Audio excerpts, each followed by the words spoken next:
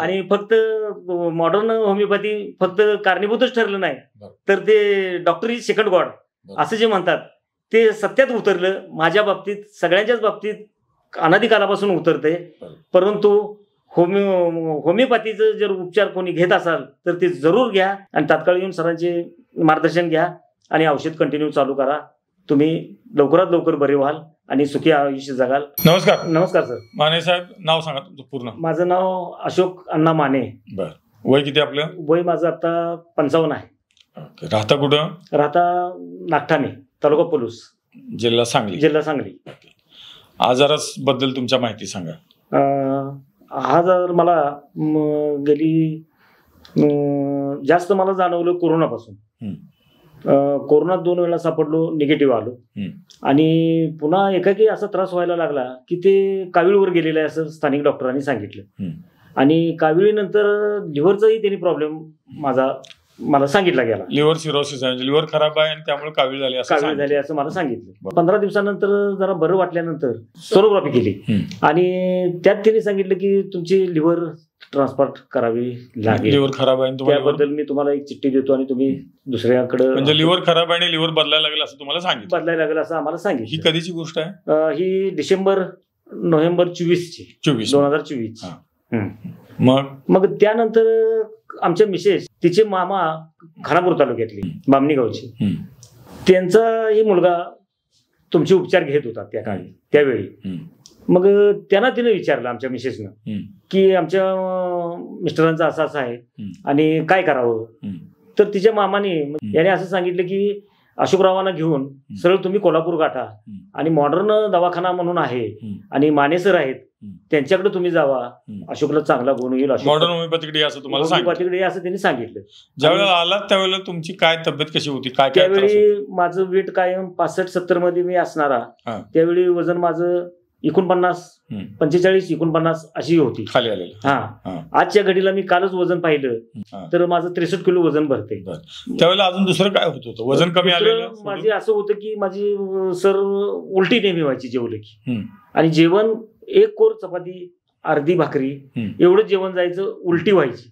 पोटात पाणी वगैरे काय होतं? पोटात पाणी वगैरे नाही, पोट थोडं फुगल्यागत व्हायचं. नाही, पाणी होतं, पाणी होतच त्यावेळी. आणि पायाला सूज पण मला वाटते होती. आणि पहिल्या तपासणीत तुम्ही ते दाखवलं आम्हाला सगळं, इथून प्रत्यक्ष भेटीत माझा रिपोर्ट बघून की पाणी आहे, पायाला सूज आहे, कशावर लक्ष लागना आणि खाल्लेलं पचनक्रिया होईना, ज्यादा भूक काय आणि भूक मेलेली सगळी. बरोबर. म्हणजे पाणी झालं आणि सूज आली की याचा अर्थ लिव्हर 80% साधारणपणे खराब असते आणि म्हणून तुम्हाला ते लिव्हर बदलायला ॲलोपॅथीच्या लोकांच्याकडनं सांगितलं जातं. अशा कंडिशन मध्ये तुम्ही डिसेंबर 24 आमच्याकडे आलो. बरोबर ना? आल्यानंतर काय झालं? मग आल्यानंतर तुमची भेट झाली, ती माझा मुलगा आणि मी आल्यानंतर तुम्हाला माझ्या मुलग्यानं आणि मी सगळी खरी परिस्थिती सांगितली. त्यावेळी तुम्ही असा सल्ला सांगितला की एक वर्षभर तरी निदान तुम्हाला आमचं औषध घ्यावं लागेल. तुम्हाला मी आता तुम्ही 50-52 मध्ये आहात, तुम्हाला आणखीन 50 वर्ष तुम्हाला बोनस आयुष्य मी देतो, पण माझे पथ्य तुम्हाला पाळावे लागतील. पण तुम्ही चांगलं झाला पाहिजे आणि तुम्हाला पुढची 50 वर्ष मी बोनस आयुष्य देऊ शकतोय, फक्त माझी पथ्य पाळावी लागेल. तब्येतीत कसा फरक पडतो? तब्येतीत फरक पडत गेला की आहार लागू पुरताच घेतला, तुम्ही सांगितलेला तोच, त्यात काही बदल केला नाही. त्रास जो होता तो कसा कमी आला? पहिल्यापासून मला त्या अगोदर थकवा येत होता, तो थकवा पूर्ण बंद झाला. झोप लागली वगैरे, सूज वगैरे, पायाला सूज यायची माझ्या, त्यासाठी जे औषधाची मी कंटिन्युटी ठेवली आणि पथ्य तुम्ही सांगितलेली ती पाळलेली, त्यामुळे ती सूज पण कमी आली. कधीपासून कमी आली? मग सूज 1-1.5 महिन्यातच कमी आली. 1.5 महिन्यातच कमी आली सूज. मग ज्यावेळेला आमच्याकडे आला त्यावेळेला तुम्ही काम करत नव्हता, बँकेत सर्व्हिस करताना? थकवा अशक्तपणाच होता.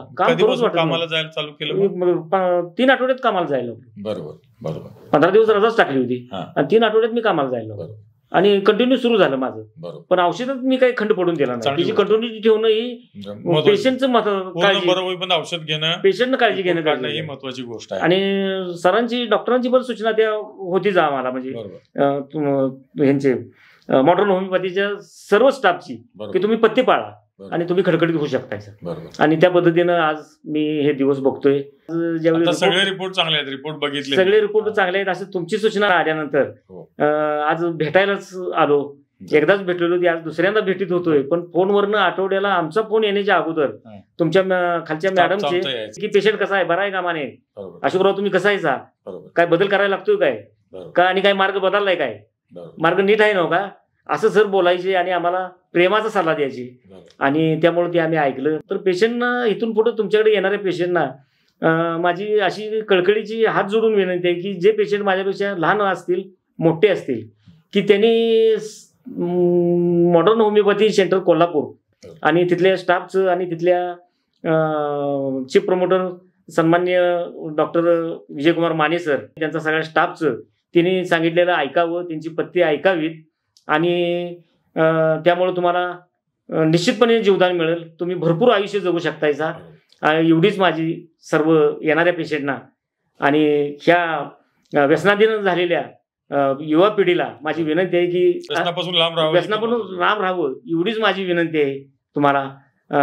आणि याबद्दल मी माने सर तुमचं पुनश्च एकदा तुमचं आणि तुमच्या स्टाफचं अतिशय मनपूर्वक आभार मानतो. आणि फक्त मॉडर्न होमिओपॅथी फक्त कारणीभूतच ठरलं नाही, तर ते डॉक्टर इज सेकंड गॉड असं जे म्हणतात ते सत्यात उतरलं. माझ्या बाबतीत, सगळ्यांच्याच बाबतीत अनादिकालापासून उतरते. परंतु होमिओपॅथीचं जर उपचार कोणी घेत असाल तर ते जरूर घ्या आणि तात्काळ येऊन सरांचे मार्गदर्शन घ्या आणि औषध कंटिन्यू चालू करा. तुम्ही लवकरात लवकर बरे व्हाल आणि सुखी आयुष्य जगाल. 8 मार्च 2024च्या रिपोर्टनुसार रुग्णाचे हिमोग्लोबिन 6.2 इतके कमी होते. डायरेक्ट बिलिरुबिन 1.2 आणि इनडायरेक्ट बिलिरुबिन 1.5 इतके वाढलेली होती. SGOT 32.52 व SGPT 30.47 इतके होते. मॉडर्न होमिओपॅथीच्या उपचारानंतर 22 मे 2025च्या रिपोर्टनुसार त्यांचे हिमोग्लोबिन 7.6 इतके वाढलेले दिसून आले. तसेच त्यांचे डायरेक्ट बिलिरुबिन 0.4 आणि इनडायरेक्ट बिलिरुबिन 0.7 इतके कमी झाले आहे. SGOT 22.23 व SGPT 16.77 इतके नॉर्मल आले.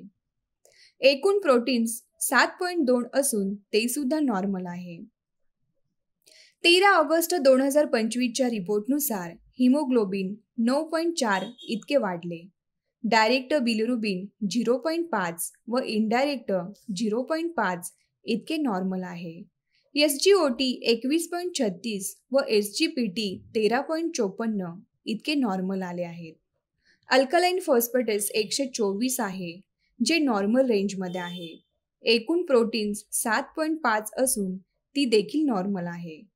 RBC काउंट ही सुधारला आहे. WBC व प्लेटलेट्स सातत्याने नॉर्मल रेंजमध्ये आहेत.